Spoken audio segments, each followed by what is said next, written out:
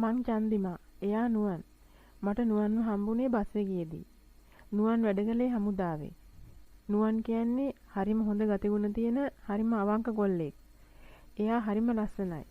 කොල්ලෙක්ට ඕන කරන හැම අංග ලක්ෂණයක්ම එයාට හරි අපූර්වට පිහිටලා තිබුණා.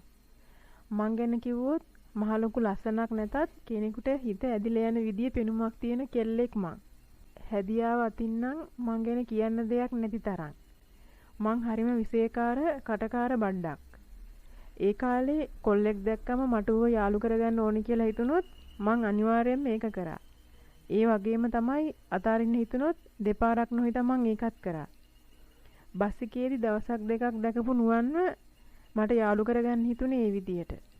කොල්ලෙක් වගේ මං දවස් ගාණක් මග රැකලා දවසක් නුවන් එක කතා කරන්න අවස්ථාවක් උදා කරගත්තා. එදා මගේ පර්ස් එක නැති වෙලා මට බස් එකේ යන්නවත් සල්ලි නැති විදියට මං නුවන් ළඟට ගිහින් කිව්වා අයියේ මට පොඩි උදව්වක් කරන්න පුළුවන්ද කියලා. එයා මගෙන් ඇහුවේ මොකද්ද කියලා. ඇහුවට පස්සේ මං එයාට විස්තරේ කිව්වා. කිව්වට පස්සේ එයා මගෙන් ඇහුවා නංගි කොහාටද යන්නේ කියලා. මං ගම කිව්වහම එයා කිව්වා මාත් යන්නේ එහෙ කැම්ප් එකට තමයි මං සල්ලි දෙන්නම් ඔයා මාත් එක්ක යන් කියලා. එයාගේ වචන වලට ස්තුති කරලා මං එයා ගාවෙන් හිටගත්තේ බස් එකේ යනකම්. බස් එකේ යන අතරේදී අපි දෙන්න ගොඩක් කතා බහ කරලා හිතවත් වුණා. අන්තිමට බස් එකෙන් බහිද්දි ෆෝන් නම්බරුත් මාරු කරගෙන දෙන්නට දෙන්න කෝල් කරන්නම් කියන පොරොන්දුව පිට තමයි අපි එදා වෙන් වෙලා ගියේ. ඒ කතා කරගත්ත විදියට අපි ෆෝන් එකෙන් ගොඩක් කතා බහ කළා. ඒ අතරෙදිම එයා එයාගේ ආදරෙත් මට කිව්වා. ඊටත් කලින් ඉඳන් මං එයාට කැමැත්තෙන් හිටියත් ඒක මං කෙලින්ම කිව්වේ නෑ. මං එයාට කිව්වා මට ටිකක් අල්ල ඕනි කියලා. කොහොම වුණත් අවසානයේදී අපේ ආදරේ පටන් ගත්තා. නුවන් ඇත්තටම මට ගොඩක් අවංකවම ආදරය කරා. ඒත් මට ඒ ගැන එච්චර හැඟීමක් තිබුණේ නෑ.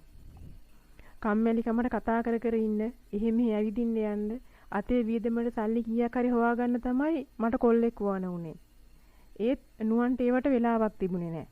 හැබැයි එයා මං වෙනුවෙන් වියදම්නම් කරා. මට කොහේ හරි යන්න ඕන වුණොත් එයාට එන්න විදියක් තිබුණේ නෑ. ඒක හින්දා මට නුවන්ව එපා වීගෙනයි ආවේ. ඒත් එයා මට වියදම් කරපු නිසා මං නුවන්ව පැත්තකින් තියාගත්තා. ඒ අතරේදී මං තව කොල්ල දෙතුන් දෙනෙක් එක්කම සම්බන්ධකම් ඇති කරගත්තා. ඒවත් එච්චර දුරදිග ගියේ ඒවා නන් නෙමෙයි. හරිම කම්මැලි ඒවා. සමහර ඒවා දවස් දෙකෙන් තුනෙන්ම ඉවරත් වුණා. ඒත් මේව හැම දෙයක්ම වුණේ නුවන්ට හොරෙන්. ඔහොම ඉන්න අතරෙදිම නුවන්ට ටිකක් දුර පළාතකට ට්‍රාන්ස්ෆර් එකක් ලැබිලා තිබුණා. එදා එයා මගේ ළඟට ඇවිලා ගොඩක් දුක් වුණා මාව දාලා යන්න වෙන එකට. ඒත් මං නම් ඒකට කැමති වුණා.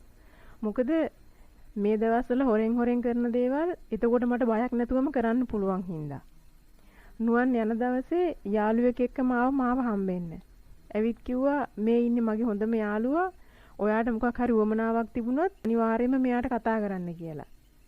එයාත් හරිම හැඩයි. දැක්ක ගමන් මගේ හිත එයාටත් ගියා. ඒත් මං ඒ බව පෙන්වන්න නැතුව hina වෙලා හා කිව්වා. එහෙම කියලා නුවන් මටයි කැලුම්ටයි සමුදීලා යන්න ගියේ හරිම දුකෙන්. බැලු බැල්මට මට තේරුණා මෙයා නම් අරයා වගේ නෙවෙයි කියලා. උවමනාවක් වුණොත් විතරක් කතා කරන්න කියලා කියපු කැලුම් එදා රෑම මට කෝල් එකක් ගත්තා. මුලින්ම නුවන් ගැන කතා කරලා පස්සේ අපි දෙන්න ගැනත් අපි ගොඩක් කතා කරා.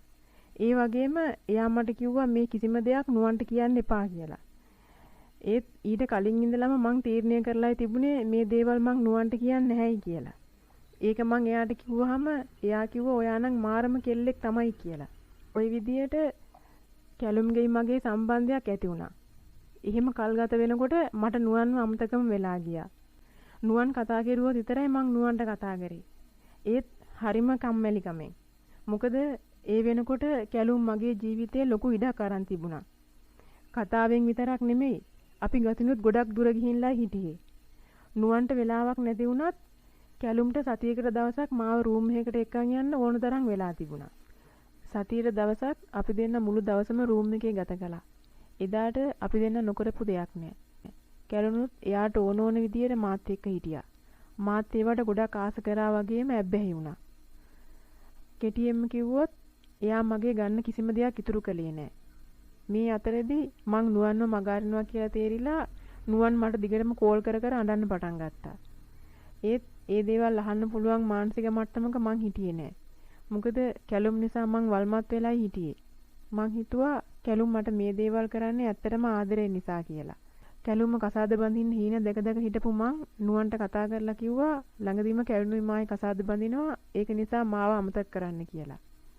ඒක කිව්වහම එයා ඒක පිළිගත්තෙම නෑ. එයා කිව්වා ඒක නම් කවදාකවත් වෙන්න බැරි දෙයක් කියලා. ඒත් මං දිවුරලම කිව්වා ඒකම තමයි වෙන්නේ කියලා. ඒ සිද්ධිය වෙලා දවසක්වත් යන්න කලින් කැලුම් මට කතා කරා. කතා කරලා කිව්වා එයා ට්‍රේනින් එකකට රට යනවා. එයාගෙන බලාපොරොත්තු තියාගන්න එපා කියලා. මේ හැමදේම අදින් ඉවරයි කියලා. අනිත් එක එයා කසාද බැඳපු මිනිහෙක් එයාට කවදාවත් මාව කසාද බඳින්න බැහැයි කියලාත් කැලුම් මට ඒ වෙලාවේදී කිව්වා. මං ඒ දේවල් අහගෙන හිටියේ ඇඟ හිරිවැටිලා යද්දි. මට මොනවද කරන්න කියලා හිතා ගන්නවත් බැරි වුණා. එහෙම ටික වෙලාවක් ඉඳලා මං ආපහු නුවන්ට කතා කරේ කිසිම දෙයක් සිද්ධ නොවුන ගානට ආපහු නුවන් ගාවට යන්න හිතාගෙන. ඒත් ඒ වෙනකොට මං පරක්කු වැඩි. නුවන් එයාගේ යාළුවෙක්ගෙන් අහලා මායි කැලුණුයි ගැන. එතකොට ඒ යාළුවා කියලා ඔව් උන් දෙන්න අතර සම්බන්ධයක් තියෙනවා හැමතැනම රවුම් ගහනවා මාත් දැකලා තියෙනවා කියලා. ඒ කතාව ඇහුවට පස්සේ කැම්ප් එකේදී නුවන් වෙඩි තියාගෙන මැරලා තිබුණා.